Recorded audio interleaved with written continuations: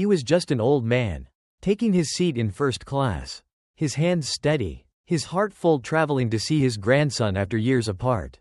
A simple journey, a moment of joy. But before the plane even left the ground, the air shifted. A flight attendant approached, her eyes filled with something unspoken, something cold. A question lingered in her stare before she even opened her mouth.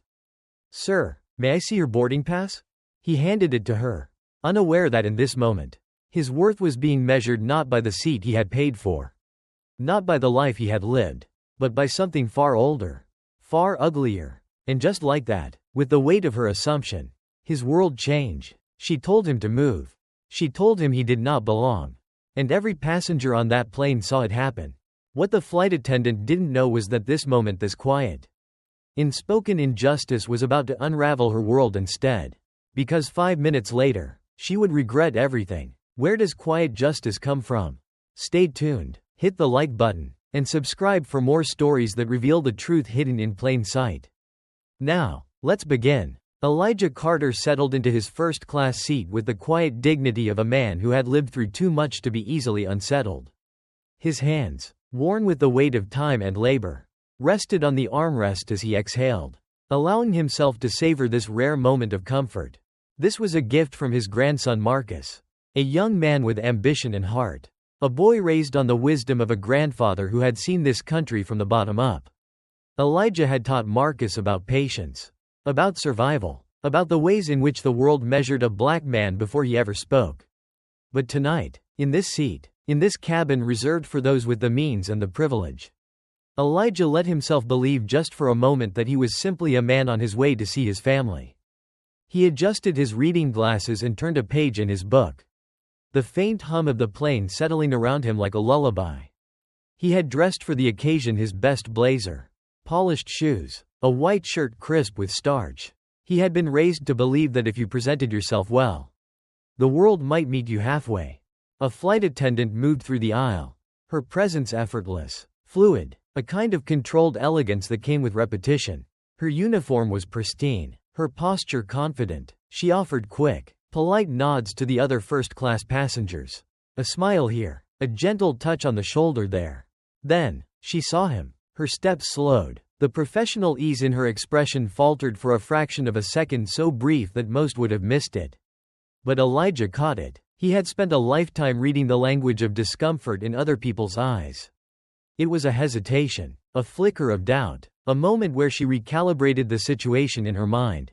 Her gaze flicked to his hands, resting on the worn cover of his book, then to his face, then, finally, to his seat number. That's when she made up her mind.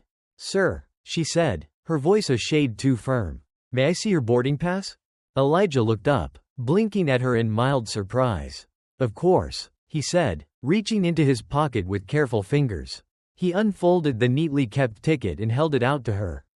His hand steady, his smile polite. She took it, glanced at it, and then frowned. "This is a first-class seat," she said slowly, as if explaining a foreign concept to him.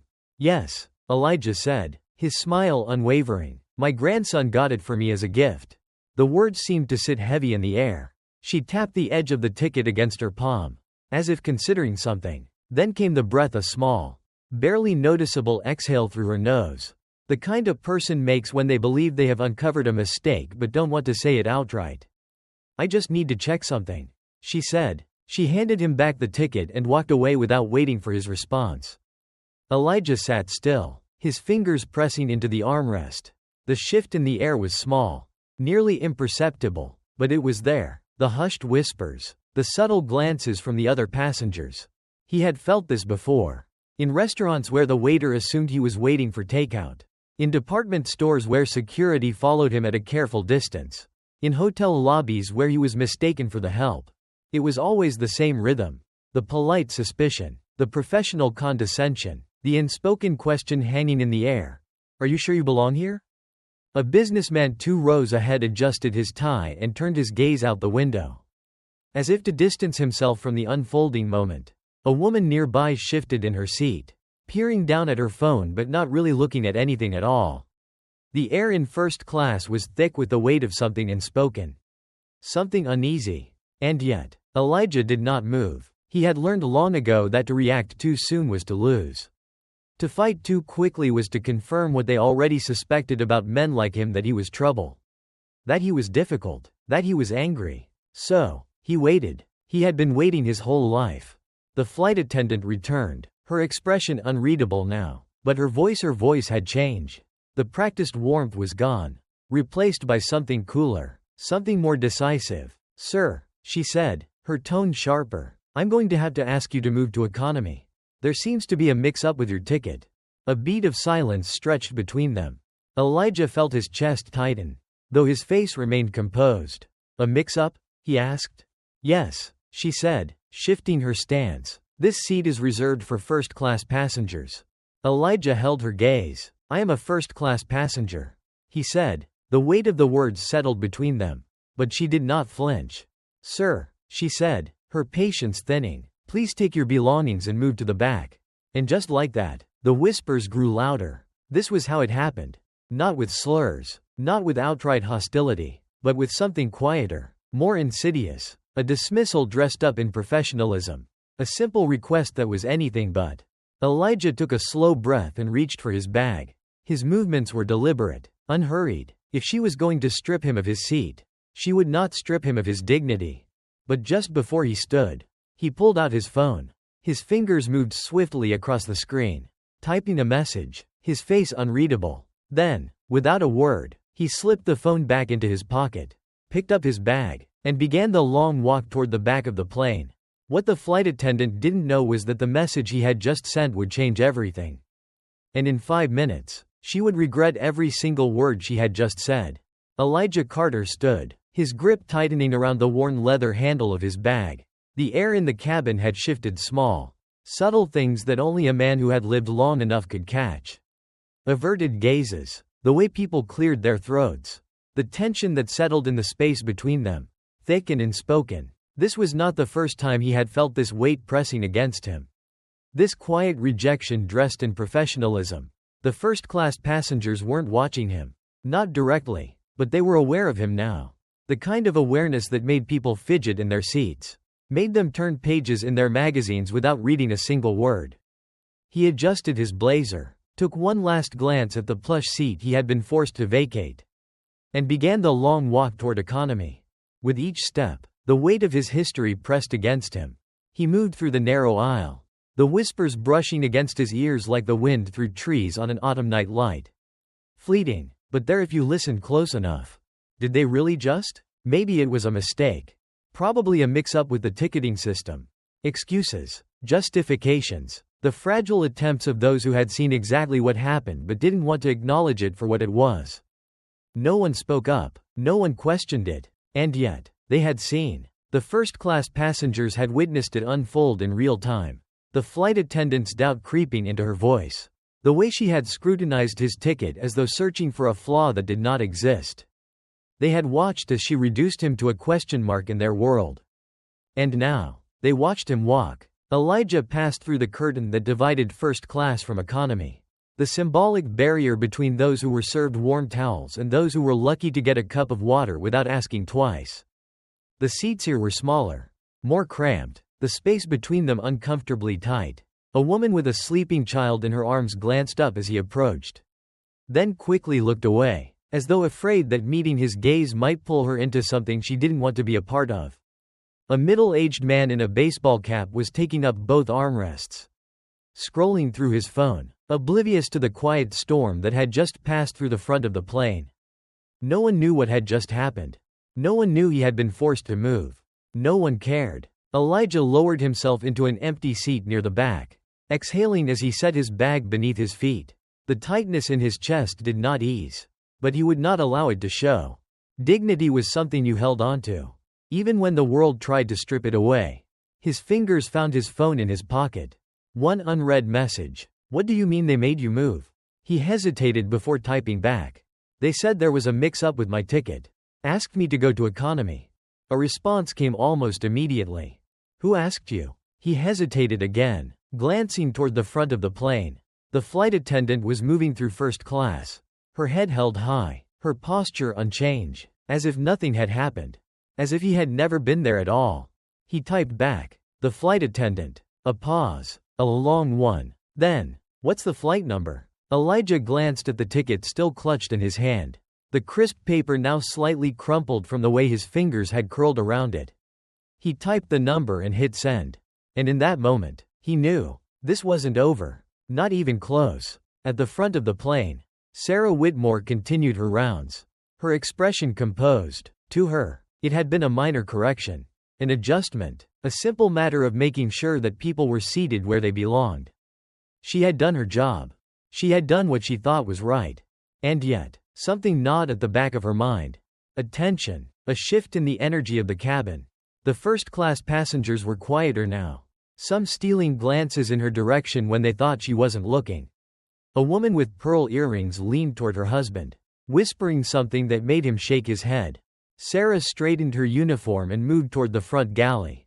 She poured herself a cup of coffee, exhaling as she took a sip, allowing the warmth to settle in her chest. It was just another flight. Just another routine moment. Nothing more. But she had no idea that, in 5 minutes, everything would change. The intercom crackled to life, breaking through the quiet hum of the aircraft. A voice, steady and authoritative, filled the cabin. "Miss Whitmore, please report to the cockpit immediately." Sarah froze, the cup in her hand pausing midair. Heads turned. Passengers exchanged puzzled looks. A request like that before takeoff was not common. Sarah set her coffee down, smoothed her uniform, and walked toward the front of the plane, her heartbeat quickening. She tapped lightly on the cockpit door before stepping inside. The captain was waiting, his expression unreadable. Next to him, the co-pilot glanced at her briefly before looking away. A voice crackled through the in-flight phone mounted on the panel. "Is she there?" The voice was crisp, professional, but there was something beneath it that sent a strange sense of unease down her spine. It was the flight operations manager. Sarah cleared her throat. "Yes, sir, I'm here." There was a pause. Then, the voice returned colder this time. "Miss Whitmore, we just received a direct call from corporate. There has been a serious complaint regarding the removal of a first-class passenger. We need an explanation. Now." The breath caught in her throat. Her pulse pounded in her ears. She opened her mouth to speak, to offer some form of justification. But the words refused to come. Because, for the first time since she had sent Elijah Carter to the back of the plane, she realized something. She had made a mistake. A very big mistake. Sarah Whitmore felt the weight of the words press against her chest. Thick and suffocating. "We need an explanation. Now." The voice on the other end of the intercom was firm, devoid of warmth. It carried the kind of authority that made your stomach twist before your mind could even process why. She swallowed hard, her throat suddenly dry. "This was a simple seating error," she said, her voice careful, measured. "I believed the passenger had been assigned the wrong section. I followed protocol." A pause. Then, the voice came back, sharper this time. "Did you verify his ticket through the system?" Sarah hesitated. She had looked at it. She had held it in her hands. But she had never scanned it. Never checked with the gate agent. She had simply assumed. "No, sir," she admitted, her voice quieter now. The air in the cockpit shifted.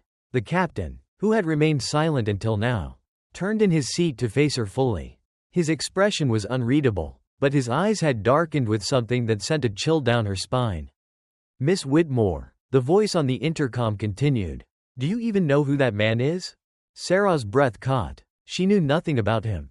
Nothing except the moment she had seen him sitting in first class. She had decided without a second thought that he didn't belong there. She had built a case in her mind before she even spoke to him. The slight hesitation in her steps. The skepticism in her voice when she asked for his ticket. The way she had already convinced herself she was correct before he had even answered. She didn't know him, but she had judged him. She had convicted him in the court of her own assumptions. And now, the consequences were coming faster than she could outrun them. The intercom crackled again, and the voice on the other end spoke in a tone that carried the finality of a closing door. "His name is Elijah Carter. He is a longtime first-class traveler with this airline. And his grandson is Marcus Carter, one of our key investors." Sarah's stomach dropped. The words crashed into her like a wave, stealing the breath from her lungs. The captain exhaled slowly, his fingers pressing together in front of him. "You didn't just remove a passenger," he said, his voice controlled but heavy with disapproval. "You humiliated a man with more power over this airline than you do over this flight." Sarah's lips parted slightly, but no words came. She had made snap judgments before, had second-guessed passengers who looked out of place, but never, not once, had she been confronted like this. She had thought it was just another routine moment. She had thought she was in control. But now, she was standing in the cockpit of a plane that hadn't even taken off yet. And already, she could feel her world tilting on its axis. "Corporate has given us direct instructions." The voice on the intercom continued. "You will return to Mr. Carter. You will personally apologize and escort him back to first class in front of every passenger." Sarah's throat tightened. "In front of everyone?" she asked. Barely above a whisper. A heavy silence. Then, the final blow. "And when this flight lands, you will report to the executive office. Your employment status will be reviewed immediately." The air in the cockpit became impossibly heavy. Sarah felt something cold and unfamiliar crawl up her spine. She had spent years in this uniform, walking the aisles with confidence, dictating how passengers should behave, enforcing the rules as she saw fit. But now, she was no longer the one in control. Now, she was the one being told what to do. And she hated it. "Fix your mistake," the captain said, his voice firm. Her legs felt heavy as she turned and walked out of the cockpit. She wasn't sure what was worse, the humiliation of what she was about to do or the fact that, for the first time in her career, she had to question the kind of person she had become. The walk back through the first-class cabin was excruciating. The passengers knew something had happened. They had heard the captain's announcement. They had felt the shift in the air. Eyes followed her as she moved, whispers threading through the rows like an invisible current. She reached the economy section, where Elijah Carter sat quietly by the window, his hands resting on his lap. He had not moved. He had not made a scene. He didn't need to, because the truth had done all the work for him. Sarah stopped beside him, swallowing against the lump in her throat. She crouched slightly so that she was at his level. But the power between them had already shifted. She was lower now, not physically, but in every way that mattered. "Sir," she said, forcing the words past her lips. "There's been a misunderstanding." Elijah turned to face her. His gaze was calm but piercing. The kind of gaze that saw straight through to the core of a person. "A misunderstanding?" he repeated, his voice steady. Sarah forced herself to hold his stare. "I'd like to escort you back to your original seat in first class." A pause. A silence stretched between them, thick and suffocating. Then Elijah tilted his head slightly, his gaze never wavering. "An error," he said quietly. "Or a choice?" A murmur rippled through the cabin. Sarah's fingers clenched into the fabric of her uniform. The words hung between them. A question she could not answer. Because they both knew the truth. He had been judged before he even opened his mouth. And now, she was the one who had been placed on trial. The first-class cabin fell into an eerie quiet as Elijah Carter returned to his seat. The passengers who had ignored him before now stole glances in his direction, their expressions unreadable. Sarah stood before him, stiff, her hands clasped together. Her usual authority was gone, stripped away. "If there's anything you need," she said, forcing professionalism into her voice, "please let me know." Elijah adjusted his blazer, buckling his seatbelt with deliberate care. Then, he looked up at her. "You didn't ask me that when I first sat down," he said. The words weren't loud, they weren't angry, but they were enough to crush her. Sarah opened her mouth, but nothing came out, because there was nothing to say. Elijah Carter turned away from her, opening the in-flight magazine, signaling that the conversation was over. And Sarah? She had never felt smaller in her life. The walls of the cabin seemed to press in on her, the judgment thick, the silence louder than anything she had ever heard. The flight attendant who had once commanded the room was now reduced to nothing more than a lesson. She turned stiffly, walking back toward the front galley, her legs unsteady beneath her. And just as she reached the curtain, the intercom crackled one more time. "Ladies and gentlemen, this is your captain speaking. We'd like to extend our sincerest apologies for the earlier disruption. Our first-class passenger, Mr. Carter, has been returned to his original seat where he should have been all along." The words struck like a hammer. A ripple of murmurs spread through the cabin. Some passengers nodded in quiet approval. Others shifted in their seats, avoiding eye contact. But the real blow came next. Miss Whitmore, the captain said, his voice firm and final. Please report to the galley immediately. Sarah's breath caught. Passengers stared openly now. She had spent years giving orders. Now, she was the one being summoned. And for the first time in her career, she had no control at all. Sarah Whitmore felt the weight of the captain's words settle deep in her chest. Please report to the galley immediately. The announcement rang out across the cabin. Clear and undeniable. The kind of public summons that reduced a person from a figure of authority to a subject of scrutiny. Passengers turned to watch her now, no longer pretending to be indifferent. Some faces bore open curiosity. Others barely concealed judgment. A few looked away, feigning politeness, but their postures betrayed them stiff, tense, affected by what they had just witnessed. Sarah's legs felt like lead as she walked toward the front galley. Her usually confident stride now wooden, mechanical. She had spent years walking this plane with an air of control, dictating how things should be, correcting passengers, enforcing the rules as she saw fit. But now, she was not walking with authority. She was being called, summoned, like a child sent to the principal's office, like an employee about to be fired, like someone who had just made a mistake too large to ignore. The shame burned beneath her skin. She moved past first class, her presence now reduced to a shadow behind the man she had dismissed. Elijah Carter sat in his reclaimed seat, unshaken, his hands folded over his lap. He did not gloat. He did not turn to watch her go. Because he did not need to. He had already won, and she had already lost. The galley was small, enclosed, a space designed for efficiency, not comfort, but now, it felt suffocating, like the walls were closing in. The captain was waiting for her. His posture was rigid, his face unreadable. But it wasn't just him. The intercom crackled again. This is Dominic Carter. Sarah's breath hitched. Not the captain. Not the flight operations manager. Dominic Carter, the executive overseeing operations for the airline. A man who rarely, if ever, involved himself in real-time flight matters. A man who made decisions about policies, about hiring, about firings. Sarah reached for the phone with trembling fingers, pressing it to her ear. Miss Whitmore. His voice was smooth, deliberate, a razor blade wrapped in silk. We need to discuss your handling of Mr. Carter. The silence that followed was unbearable. She forced herself to swallow the lump in her throat. Sir, you removed a first-class passenger without verifying his ticket. He cut her off, his tone sharpening. You publicly humiliated him. You assumed he did not belong. And now, we have a problem. She opened her mouth, grasping for the right words, for any excuse that would soften the blow. I thought there was a seating error. A slow breath came from the other end of the line. No, he said, you assumed. The single word landed like a slap.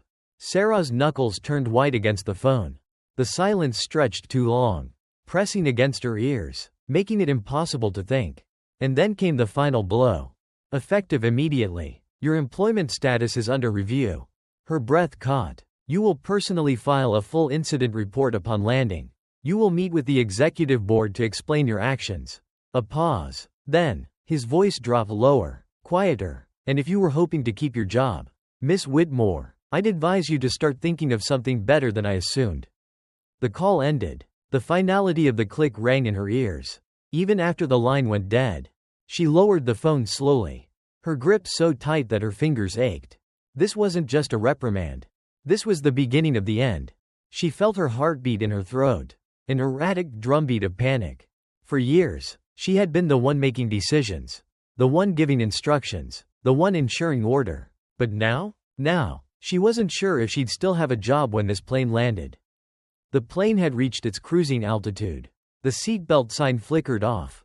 Passengers stretched their legs, adjusted their trays, resumed their conversations. For them, the flight had settled. For Sarah, the turbulence had just begun. She moved back into the main cabin. But now, she felt like a stranger in the space she had once commanded. Her uniform, once a symbol of authority, felt like a costume. The passengers no longer saw her as the woman who controlled the flight. They saw her as the woman who had lost control. As she walked back down the aisle, whispers trailed behind her like smoke. She caught fragments of conversations, words just loud enough to let her know they were about her. Did you see how she just assumed? People like that always think they can get away with it. Well, she's not getting away with it this time. Sarah clenched her jaw, forcing herself to keep walking. She had spent years watching people, analyzing their behavior, knowing when to step in, when to let things go. But now, the power had shifted. Now, she was the one being watched. And the thing about being really watched is that it makes you feel exposed in ways you never imagined before. She had never felt small before. She had never felt powerless.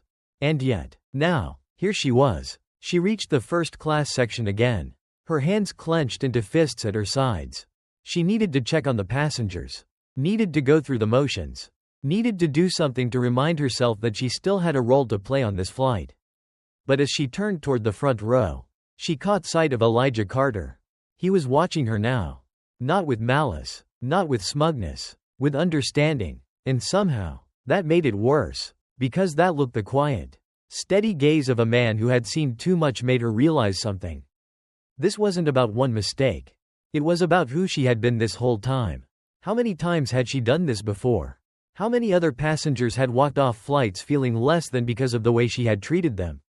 How many times had she dismissed their frustration, their anger, their humiliation as overreacting? She had thought she had power. She had thought she had control. But power had never been in her hands at all. It had been in his. Because Elijah Carter had done something she never expected. He had done nothing. He had simply existed, sat in his seat, waited, and in doing so, he had unraveled everything. She exhaled sharply, turning away. Her hands trembled as she reached for the tray, as she tried to regain some sense of normalcy, of control. But it was gone. She had lost it. And now, she would have to face the consequences. Because this flight wasn't over. Not by a long shot. The cabin hummed with a fragile stillness. The kind that settled just before a storm. The plane, high above the world, floated steady in the night sky. But inside, turbulence had already begun. Sarah Whitmore felt it in the way the air thickened around her. In the way passengers shifted in their seats, stealing glances in her direction. In the way the walls of the aircraft, which had once been hers to command, now seemed to close in.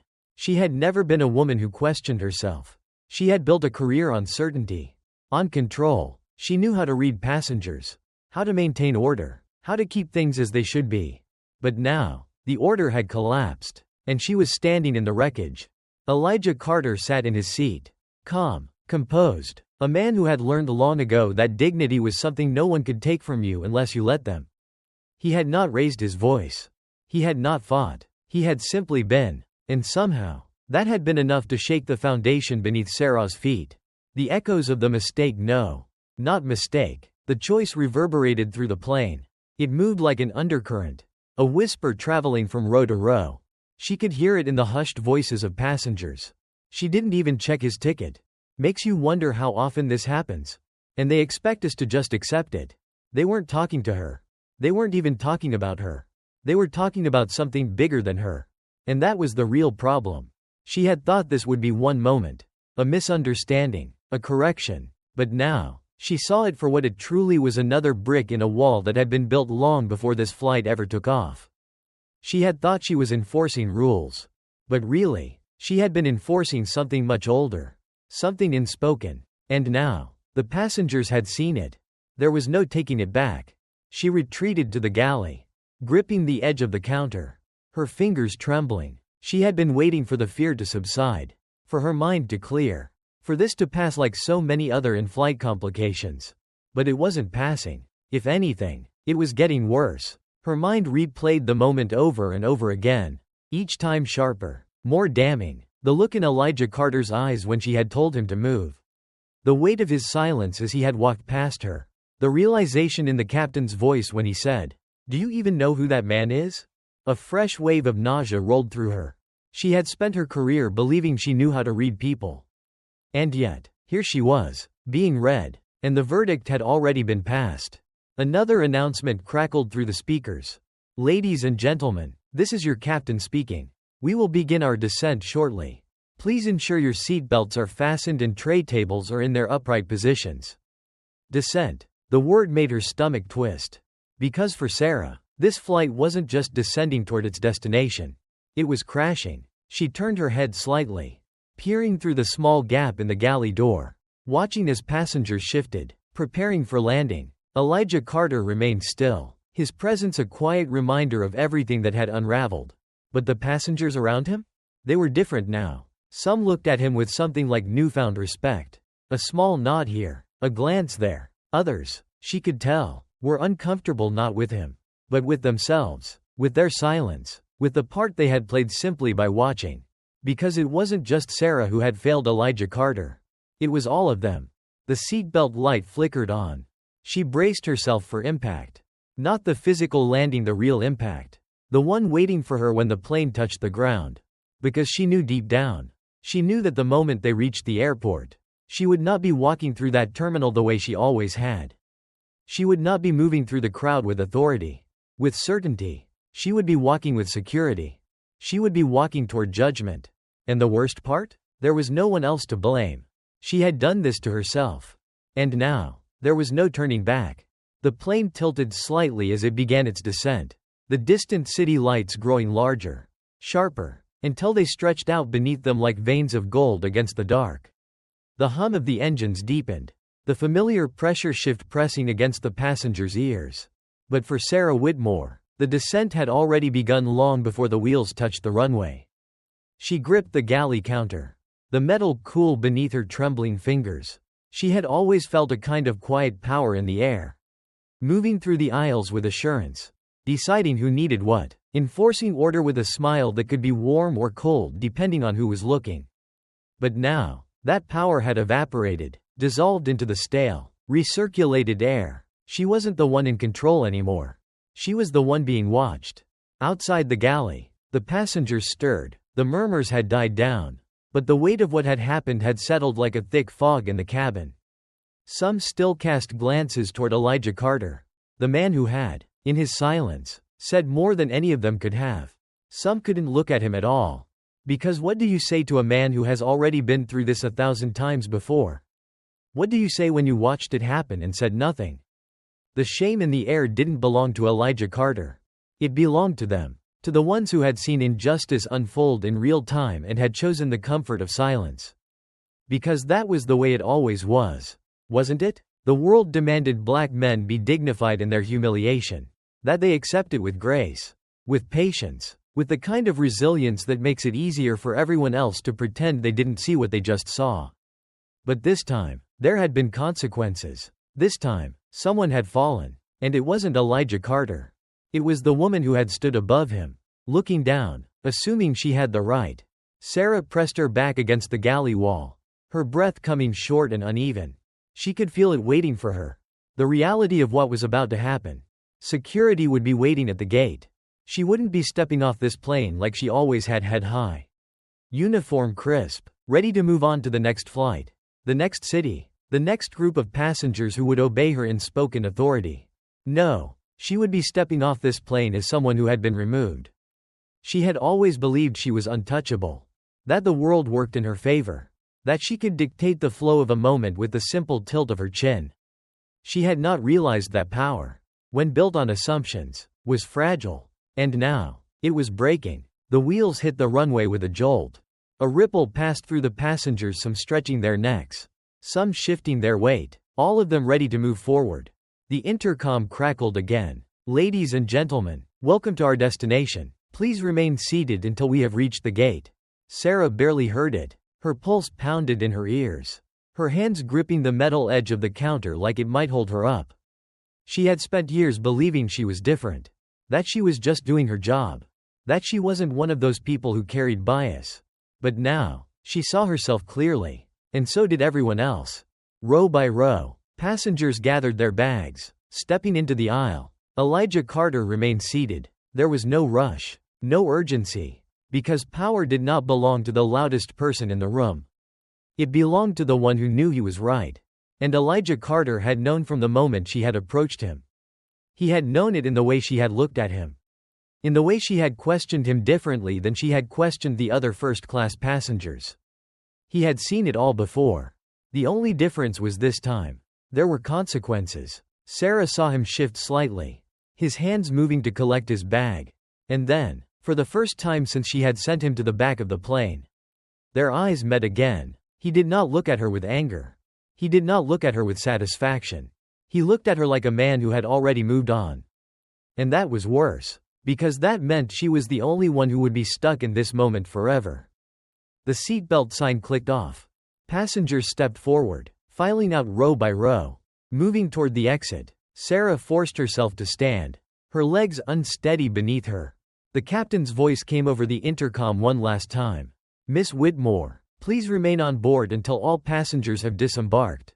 And just like that, the whispers began again. But this time, she felt them, because this time, they weren't whispers of curiosity. They were whispers of confirmation. Confirmation that she had fallen. Confirmation that she had built her power on something that had never really belonged to her. And now, that power was gone. She had spent her whole career telling people where they belonged. And now, for the first time, she was the one being told. And the only thing left to do was obey. The cabin was nearly empty now. The soft shuffle of passengers collecting their belongings had faded into the distance. The hum of conversation dissolving into the mechanical groans of the aircraft as it powered down. Sarah Whitmore remained frozen in place. The intercom's final announcement still rang in her ears. A death sentence delivered in the form of corporate detachment. "Miss Whitmore, please remain on board until all passengers have disembarked." She had never been on this side of a command before. She was the one who gave the orders. The one who ensured things ran as they should. She had built a career on controlling spaces. On dictating movement. On ensuring passengers followed the rules, even the unspoken ones. But now, the rules had turned against her. And there was no one left to enforce them but her own shame. Through the narrow opening of the galley, she could see Elijah Carter rising from his seat. Slow, measured, not with arrogance, not with triumph. Just a man who had never needed to fight for what had already been his. His bag rested lightly in his grip as he turned toward the aisle. Adjusting his blazer with a quiet dignity that made the moment all the more unbearable. For the briefest second, Sarah wanted to look away. She wanted to pretend she was somewhere else. That this was happening to someone else. But the universe did not grant her that kindness. Because Elijah Carter's gaze lifted. And for the second time that day, their eyes met. There was no fire in his stare. No anger. No smugness. Only knowing. And that was the worst part. Because he knew, as he had always known, that this moment had never been about him. It had been about her. It had been about the choices she made before she even spoke to him. About the way she had looked at his presence in first class and seen an error. Rather than an expectation. He had known it from the moment she questioned him. He had known it long before she did. And now, it was too late to unlearn what had been revealed. Sarah forced herself to stand taller. To steel her spine. To recover even the smallest ounce of the authority she had carried onto this plane. But that authority was gone. She had watched it unravel thread by thread as the passengers whispered. As the captain's voice hardened. As the intercom crackled with orders meant only for her. And now, she was nothing more than an empty uniform. Elijah Carter gave a small nod, not of forgiveness. Not of kindness, but of acknowledgement. And then, he walked past her. His step steady, unrushed. Because he did not have to look back. Sarah clenched her jaw, her hands curling into fists at her sides. She wanted to scream. She wanted to tell herself that this wasn't fair. That she had only been following protocol. That she was not racist. That this was all being blown out of proportion. But the words would not come. Because none of them were true. She had assumed. She had judged. She had looked at Elijah Carter and believed, without a moment's hesitation, that he did not belong. And now, she was the one who didn't belong. From the cockpit, the captain stepped out, his gaze finding hers. He didn't need to speak. The message was clear. It's time. Sarah swallowed against the lump in her throat, her feet feeling heavier than they ever had before. She took one step forward. Then another. The walk down the aisle, the very same aisle she had once commanded with quiet authority, was now the longest walk of her life. The walls of the plane seemed to close in. The empty seats pressing against her like ghosts of the moment she had lost control. She had spent years walking through flights as though she owned them. But now, this walk was something else. This was not the walk of authority. This was the walk of shame. At the exit of the plane, 2 uniformed security officers stood waiting. And beside them Dominic Carter. the executive who now held the weight of her future in his hands. She stopped before them, forcing herself to stand straight, to hold on to whatever dignity she had left. "Miss Whitmore," Dominic said, his voice smooth, detached. "Follow me." She did not speak. She did not argue. She only obeyed. And as she stepped off the plane, she did so knowing that she had entered as a flight attendant and was leaving as something else entirely. Sarah Whitmore stepped off the plane, but the ground beneath her did not feel solid. The terminal lights were too bright, the voices of travelers too loud, the air too thin, like she had stepped into a world that no longer belonged to her. For 10 years, she had walked through airports with certainty, moving past crowds of passengers with the kind of quiet authority that made her presence known without words. But now, she was just another person in uniform. And soon, she wouldn't even have that. Dominic Carter walked ahead, his stride steady, his back straight. He did not turn to see if she followed. He did not need to. The security officers flanked her, not touching her, not forcing her, but making it clear she had no choice. Her steps were slow, deliberate. It was the same walkway she had used countless times before. But this time, she was not walking toward her next flight. She was walking toward judgment. The irony was bitter. She had spent years telling people where they did and did not belong. And now, for the first time, she was the one being removed. A few passengers from the flight lingered near the gate, their conversations hushed, their eyes flickering toward her before quickly looking away.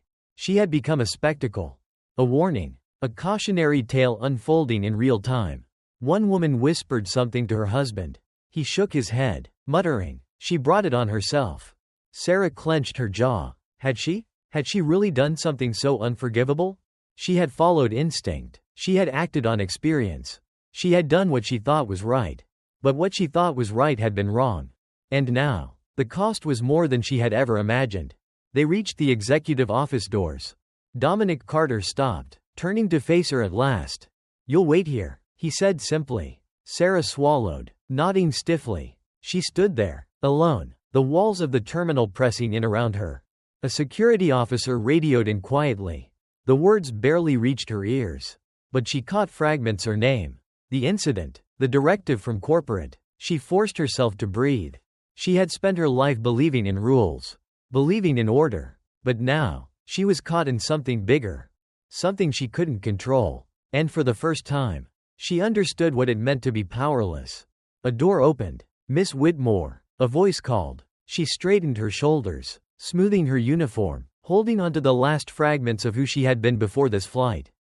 She stepped inside, and the door closed behind her, forever separating the woman she had been from the woman she would now have to become.